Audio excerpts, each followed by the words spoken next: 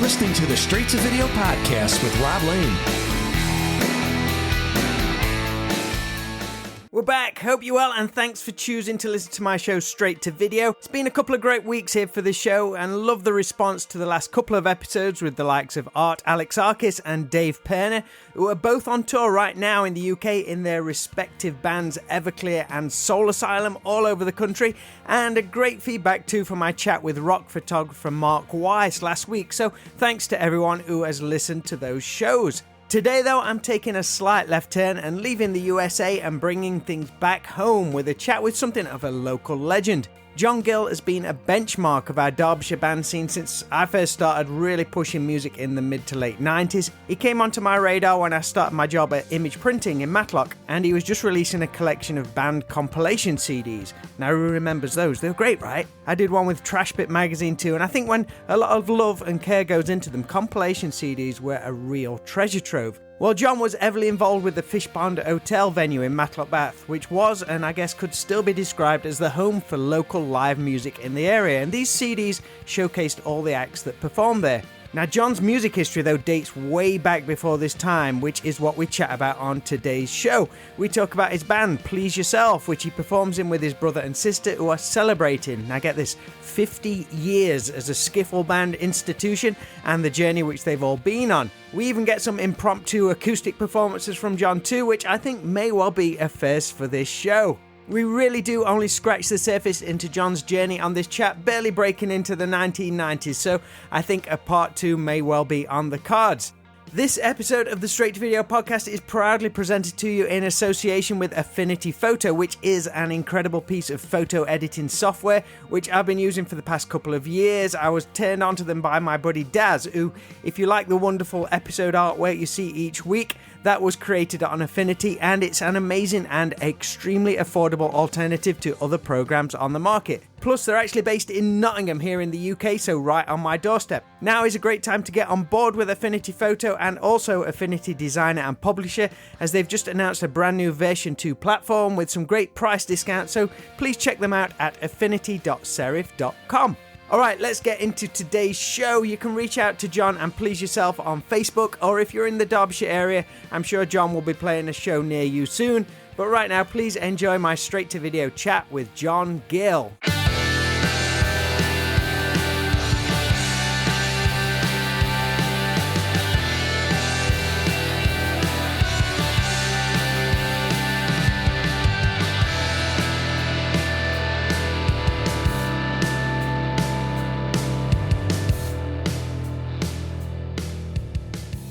Reminds me, Please Yourself were once introduced on TV by a Dalek.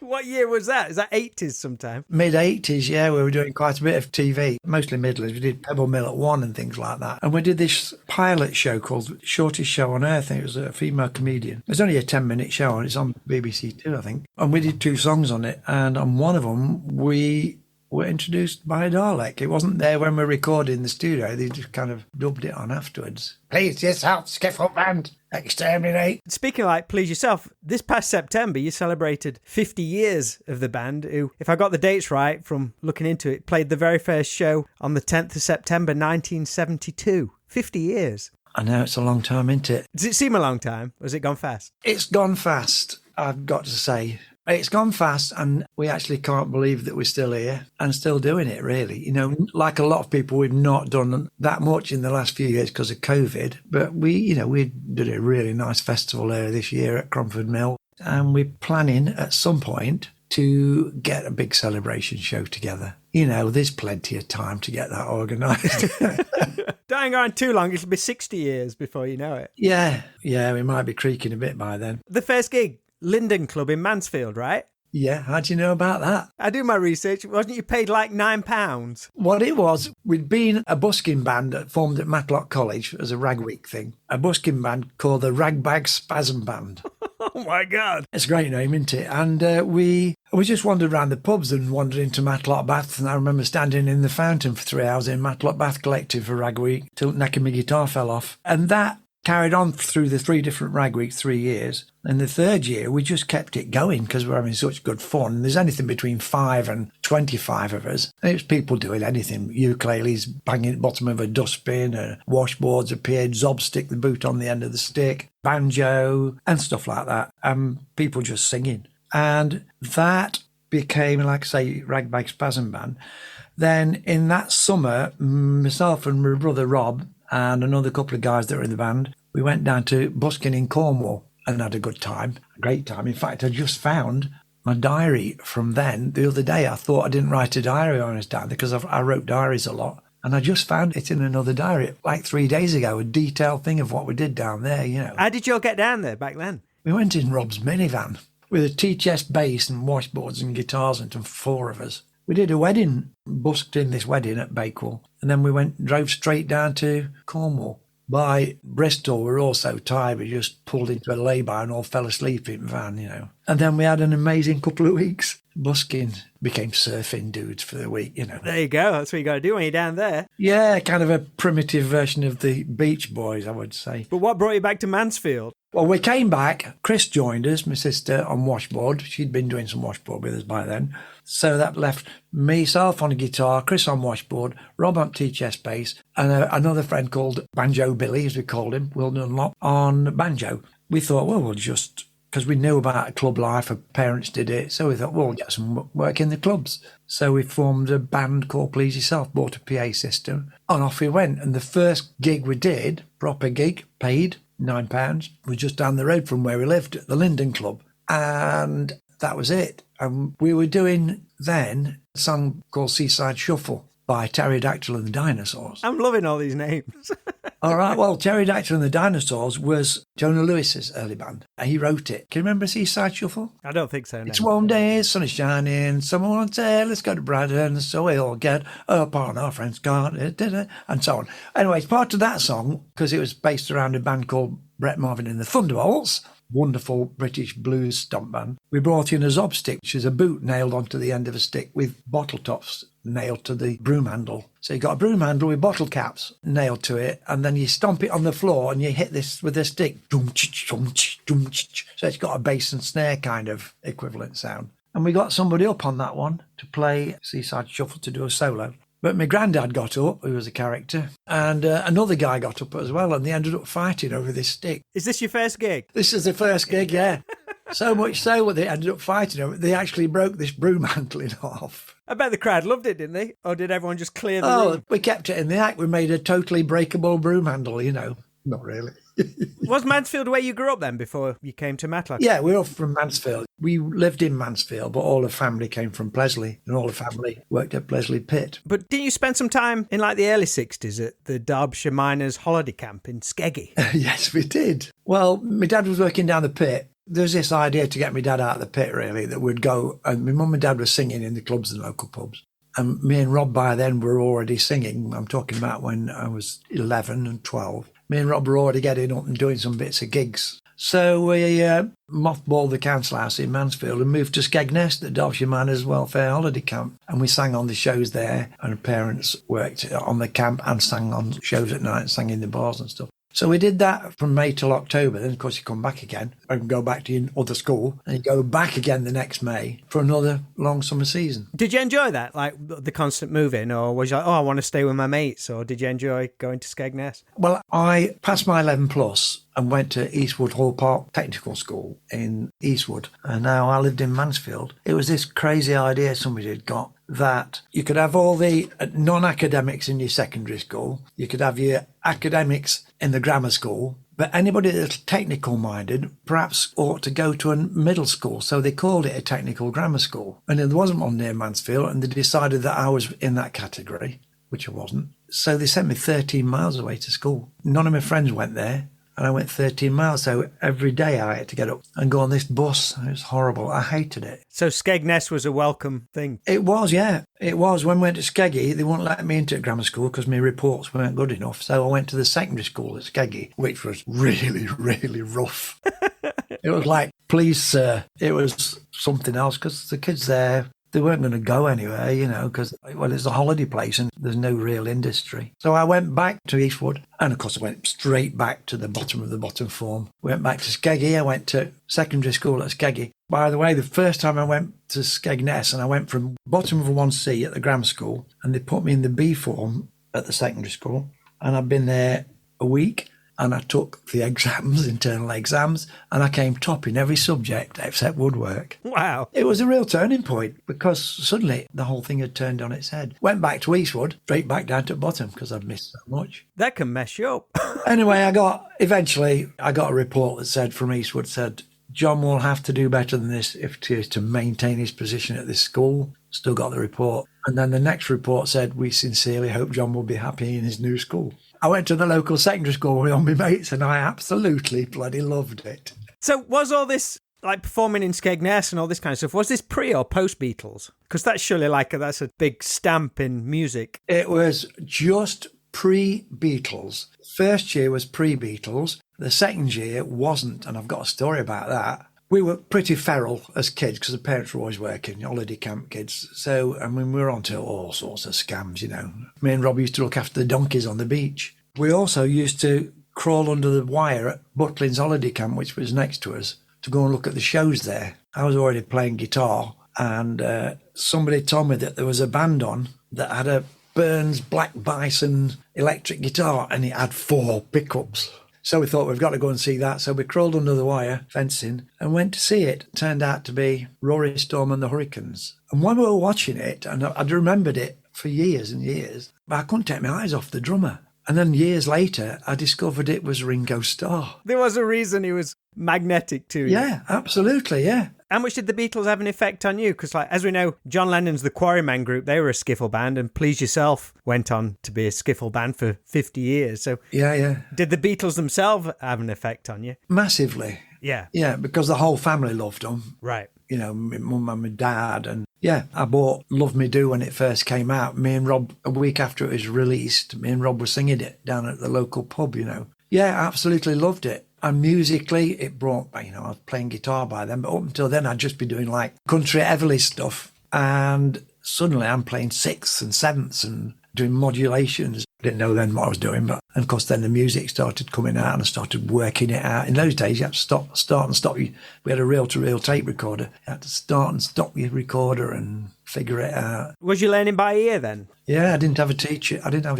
No. In fact, I've got no music qualifications at all. Don't tell anybody that.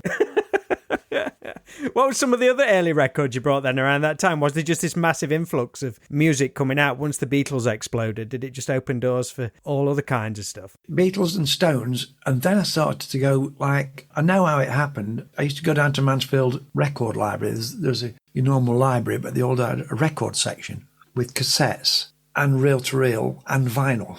But you got reel-to-reel as well, so I borrowed these reel-to-reel ones. But of course, when you're rooting through those, I'm starting to find things that, my God, that looks interesting. But I got into classical music, and particularly Sibelius. I think I might have heard him on what was third programme then, Radio 3 now. So I started taking stuff home. Ravel's Bolero was an early one. I'd heard that somewhere on a 78. Because we had 78s, we had a gramophone, you know, up till about 1960. Wind-up thing, as well as a tape recorder. We always had a tape recorder as a family. We recorded ourselves singing, my mum playing piano and stuff like that.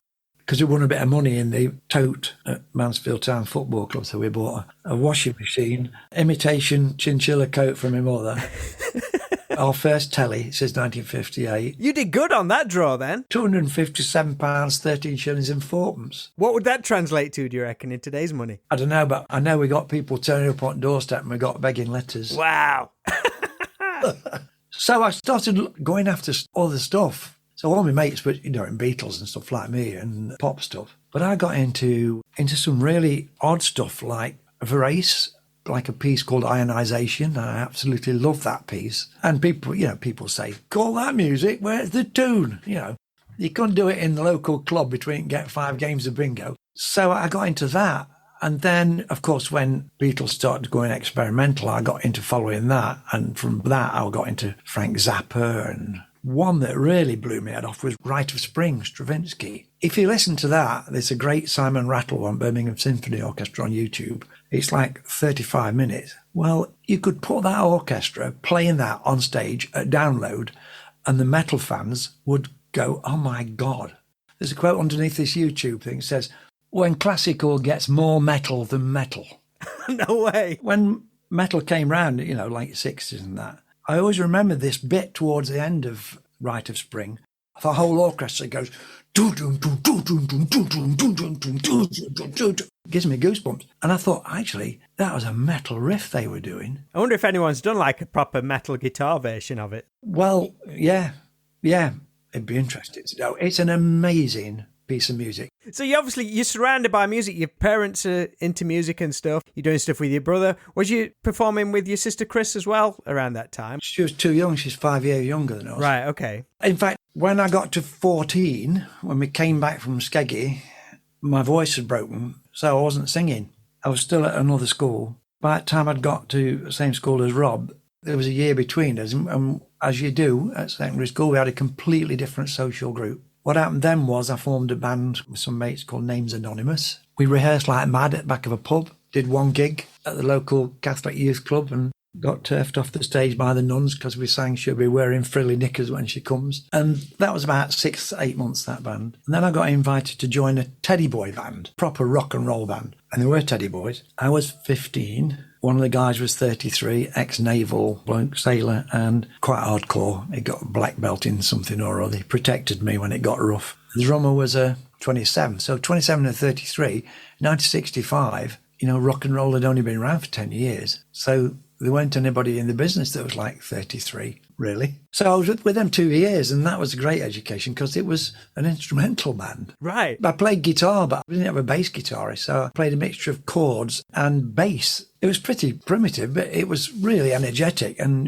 I thought we were really pretty good. I discovered that then I could earn money from this because I was doing 2-3 nights a week. And I was coming home with quite a lot of money. I've got it in my diary. I was getting about £6 a night, something like that. Well, that was quite a lot in those days. But it was an education because we played in some very dubious places. As you do in your first bands. Private parties in Nottingham and people's houses and stuff like that. But I was just a skinny lat of a kid, Black rimmed glasses because I thought I looked like Michael Caine. And the other two guys just really looked after me, So then I joined a show band from when I was 18 to I was 20, and we did lots of gigs. So you're specifically going down this pathway, I want to earn some money, hopefully make a career from it. I did think early on, but then by the time I was about 17 or 18, maybe I ought to be thinking, this is a show band, and I wasn't at all thinking, oh, I'm going to write my own songs and do all that sort of thing. I didn't even sing lead in the bands, I played rhythm guitar.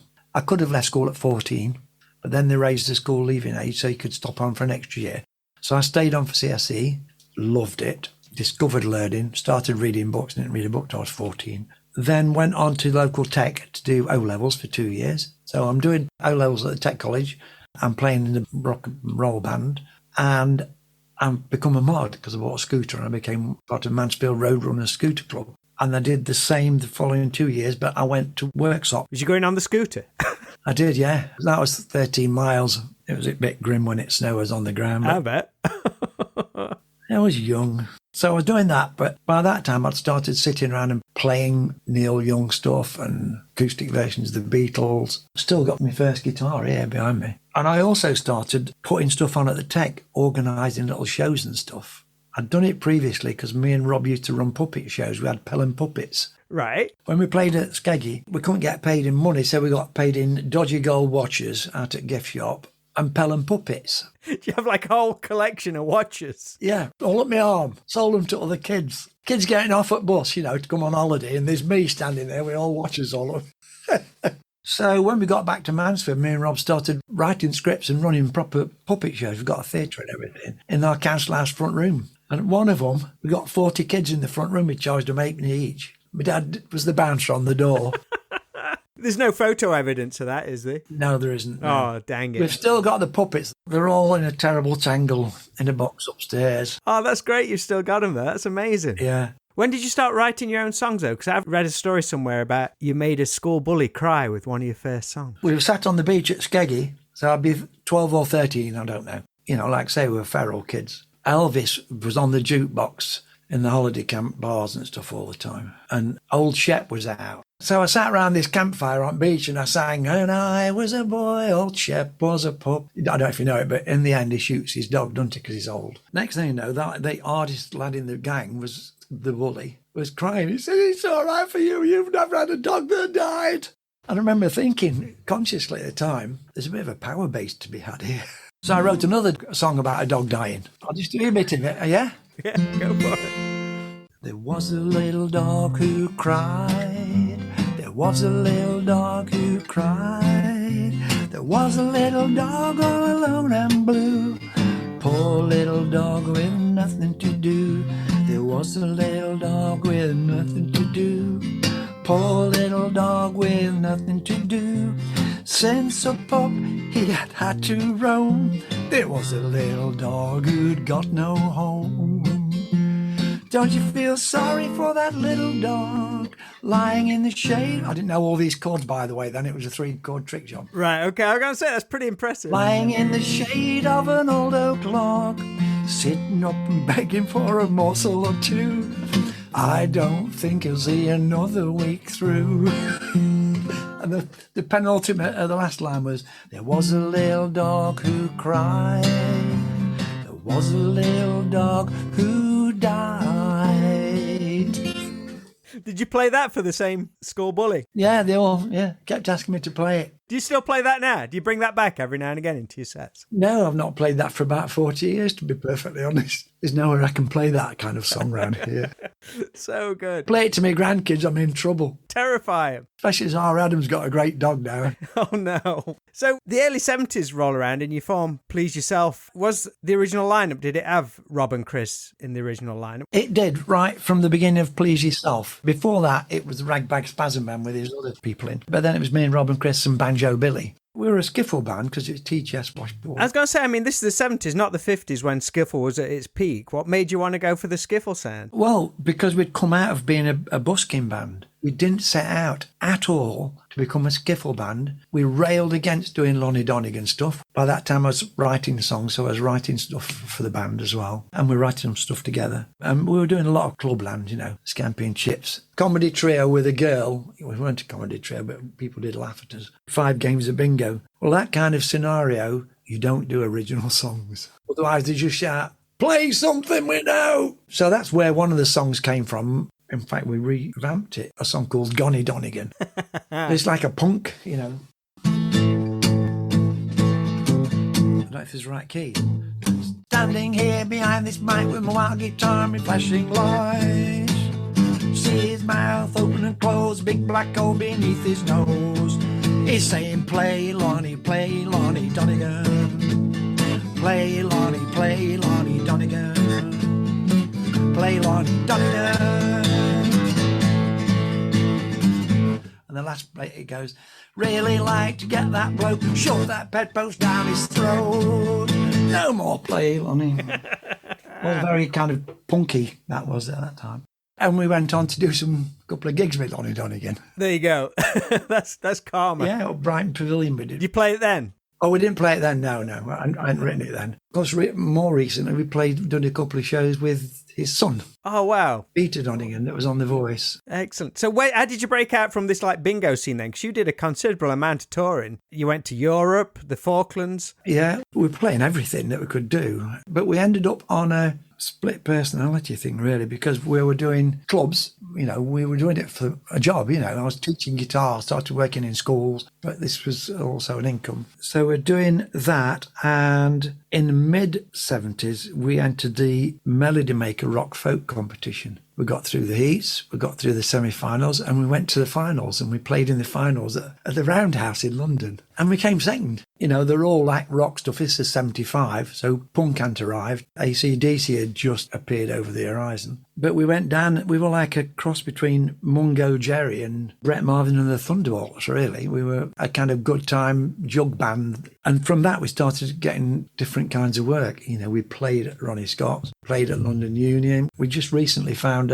which we'd all forgotten about, we found a poster of us with the Clash on it. No way. Us and the Clash. How can we forget that? You know, original poster we bought back from London with us, took it off the wall and stashed it in a box. You did some shows with Jules Holland as well, though, right? After he'd left Squeeze, this is mid-80s, so that we're on a different scene then. Yeah, we did a few things. In fact, he came up, we brought him up here, we did a couple of tours with him, and we brought him up here to do one of the nights, so we put him on at the Pavilion and stuff. He came down at Counting Station, started banging out tunes on piano at Counting Station. What eventually brought you to Matlock then? Was you in Matlock at this point? I was still in Mansfield, and then when I was 20, in the May of that year, by that time I discovered walking and hiking and stuff. I ended up in Derbyshire walking. I came down to Matlock Bath, stopped at the youth hostel, which was the old vicarage just down our hill from where I'm sitting. Stopped there and went back to Mansfield. Thought, I'm going to apply to go to college. I'd been teaching some guitar, been doing bits of what I didn't realise was unofficial youth work. I've been organising stuff for the Scooter Club and other young people stuff, and no idea that I was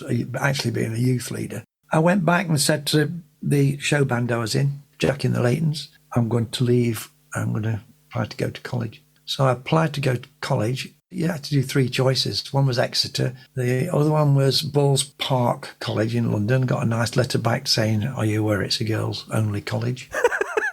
Brilliant. Balls Park, think about it. So that was my first choice. My second choice was Matlock College, because I like the hills, Where's the college in Matlock? Most of the hillside where county offices are. All right. Rockside at the top with the pointy towers. Loads of those buildings up there. It was 800 students when I went there. Came for the interview, and to my astonishment, they said, yeah, you're in. It's unconditional on how you do your A-levels. I applied to do English and also PE. By that time, at both tech colleges, I'd also been doing a lot of PE. I've been playing rugby for the colleges, playing basketball, hockey, doing all sorts. And then they looked at what I've been doing in my form with the Scooter Club and all these other things in my CV and said, we'd really like you to do this youth and community work course. It's a bolt-on course. And I said, yeah, it sounds great. Did that just open up loads of doors for you? Yeah, it was massive. Yeah, the doors at Lee Green for a start. Immediately when I came, I started getting placements in there. And of course, I took my guitar in and used it mercilessly as a teaching aid and communication tool. I started writing songs, and that opened up the whole thing, That kind of enabled me to actually be able to make a half-decent living for the rest of my life. And that took you into production, I guess, and all kinds of things like that, recording students and all that kind of stuff. That's it, yeah. Built a recording studio there. I only had an open reel tape recorder because till 1980, it was too expensive to buy multi-track stuff. It was all big reel-to-reel. And in 1980, 2 things happened really important. One is that an article in the Stage newspaper, Write a Song for Scarborough. So I thought, well, I like Scarborough, I'll write a song just as a little exercise. So I wrote this song. It took me 20 minutes. It had to contain the words, the Scarborough smile. I'd rather be in Scarborough with a smile upon my face. I'd rather be in Scarborough than any other place. Sitting by the harbour, I may linger there a while. Oh, I'd rather be in Scarborough wearing my Scarborough smile. Did you win, John? Did it win? Well, I didn't intend to enter. That was in the August, and then Anne kept saying to me, look, send it off, it's half a decent song.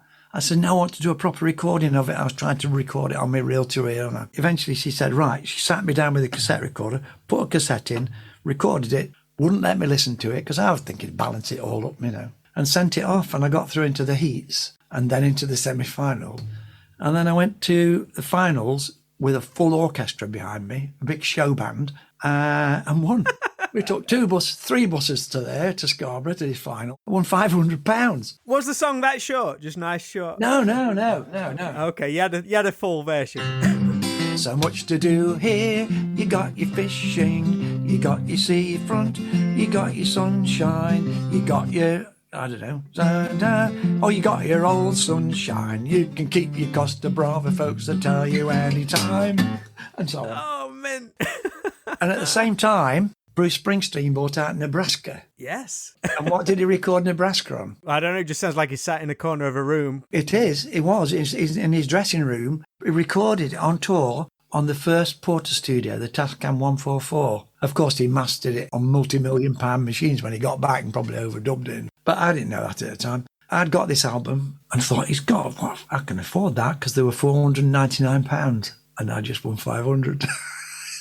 That's where it went, did it? So straight down to Carlsborough at Mansfield, come away with the Porter studio. So that was the beginning of my studio proper recording career, if you like. All down to Bruce Springsteen and a song from Scarborough. Yeah. Quality. So, I mean, I've always associated you with Matlock and the Matlock Bath area. From my experience, the area, it's always had like a pretty rich music scene. Has it always been that way from what you remember? It was, yeah. Same was in the past tense, have you noticed? Yes, it was. I mean, there were loads of bands around. And loads of those musicians are around now. And the friends, Phil Atkinson, Joe Ash and all that crowd. And loads of venues, tons of them. Fish Pond was one.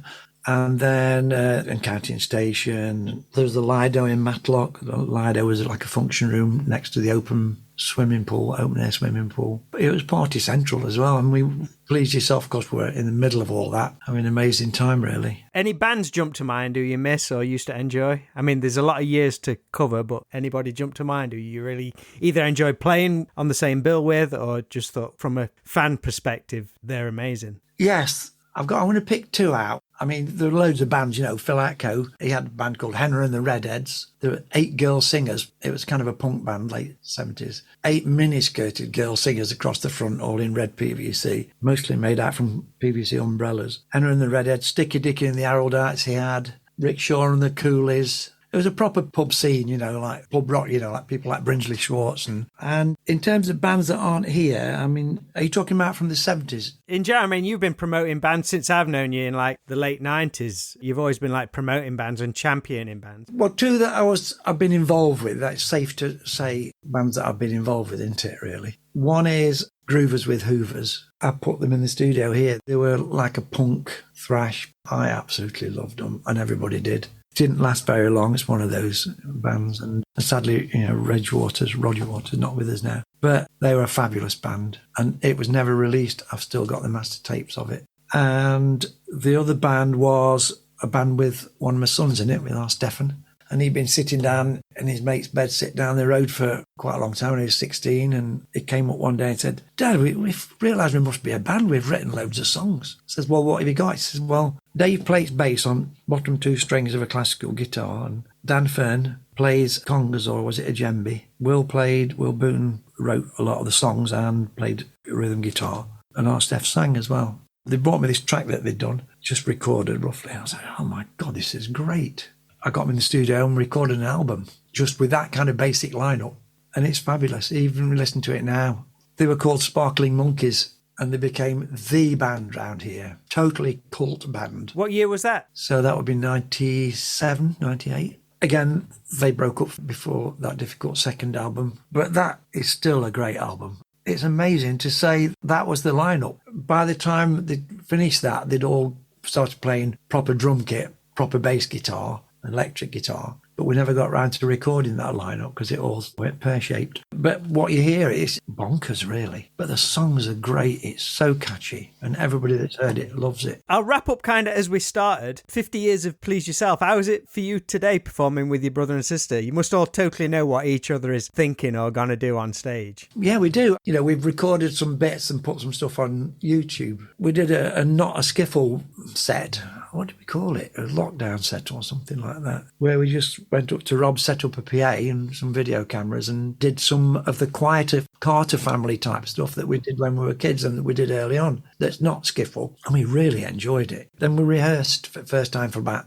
2 years, and we had such a good time rehearsing, playing with the skiffle stuff. I bet you didn't need to rehearse though, did you? Was it back to how it was straight away? Yeah, well, we were on at Cromford Mill. We were on with Mark Radcliffe was on, and Stereo MCs and Boo Radley's. It's a big festival down there, and the Sons of Valdunican. I've got to mention them, and also good friends. And just had such a good time on the stage. It just didn't feel like we'd not played hardly, And we did a whole mix of stuff right from early days right through. We did Surfing UK from Skiffle Party. We had a number 2 airplay hit with Skiffle Party, independent labels airplay hit. Played all over UK, all over Europe, America. It took us by surprise. We couldn't get the singles into the shops, but we had a massive amount of airplay. But that's another story. We've only got to early 90s, haven't we, Rob? I know. It didn't stop then, you know. There's plenty more after that.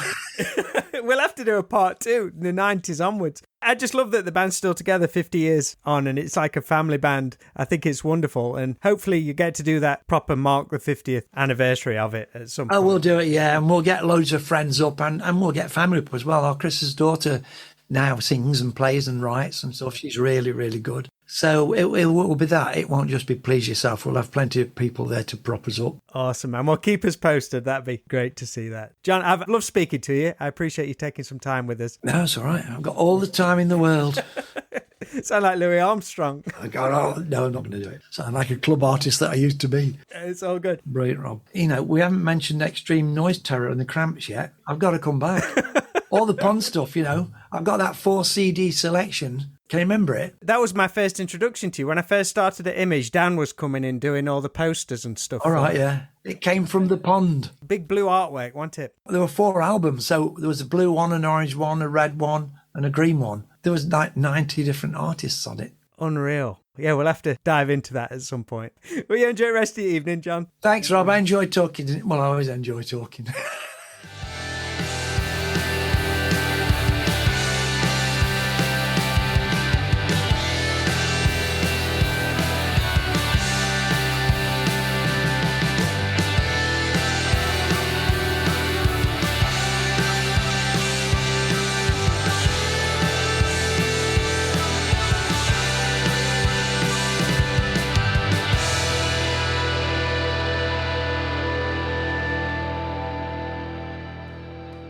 Thanks so much to John Gill for joining me on this episode of the Straight to Video podcast. From knowing him for many years on the local music scene and working with him on jobs through my old workplace, it was a lot of fun to have a proper sit down and chat about his journey. Please check out Please Yourself on Facebook, and I look forward to any 50-year celebration events John and the band have planned.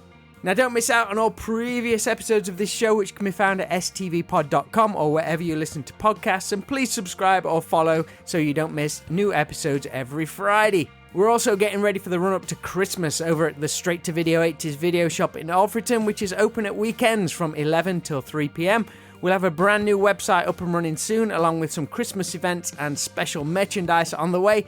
So please follow us on social media at 80s Video Shop to keep up to date, and thanks to everyone who has visited so far.